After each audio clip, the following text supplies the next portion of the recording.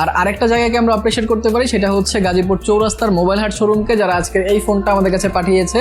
নগদ টাকা যদি ফোন নেন তাহলে মোবাইল বাড়ি কোড ইউজ করলে ডিসকাউন্ট তো পাবেনই, আর যদি আপনারা কিস্তিতেও ফোন নেন তাদের কাছ থেকে এই ফোন কিন্তু নিতে পারবেন। ডিসক্রিপশনে আমি নাম্বার লিঙ্ক দিয়ে দিচ্ছি, এখনই যোগাযোগ করতে পারেন। এটা যদি আমরা ব্যাটারি সেকশনে আসি, এত স্লিম করার পরও ফোনটাতে 5160 mAh এর ব্যাটারি দিয়েছে তারা। এইটা কিন্তু অবশ্যই তাদেরকে অ্যাপ্রিশিয়েট করার মতো। ইভেন সেটাকে ফুল চার্জ করার জন্য একটা 45 ওয়াটের ফাস্ট চার্জারও কিন্তু বক্সে পাচ্ছেন। সো আই হোপ এটার যে ব্যাটারি ব্যাকআপ সেটা ভালো হবে। আমি যতদিন ইউজ করেছি এটার ব্যাটারি ব্যাকআপ কিন্তু আমি ভালো পেয়েছি। সো আই হোপ আপনারা সবকিছু বুঝতে পেরেছেন, খুঁটিনাটি সবকিছু আমি বলেছি, একদম ইন ডেপথে রিভিউ করেছি। ভালো খারাপ আরেকবার যদি আমি ধরায় দিই, ভালোর দিক অবশ্যই এটার ডিজাইন আমার কাছে ভালো লাগছে, এটার যে ডিসপ্লে কোয়ালিটি সেটা ভালো লাগছে, এটার যে প্রসেসর সেটা আমার কাছে ডিসেন্ট মনে হয়েছে, ক্যামেরাটাও খারাপ না। বাট যে জিনিসগুলো ভালো লাগে নাই, ফোনটা গরম হয় মোটামুটি, সেটা আপনাদের মাথায় রাখতে হবে। আর এটা সিঙ্গেল স্পিকারের একটা ফোন, এই বাজেটে ডুয়াল স্টেরিও স্পিকার সব ফোনে আছে বাট এই ফোনে কিন্তু নাই। তাছাড়া ফোনটা অনেক প্লাস্টিকি ফিল দেয় যদি সাইড থেকে কেউ দেখে এটাকে। আর যেহেতু স্লিম ফোন,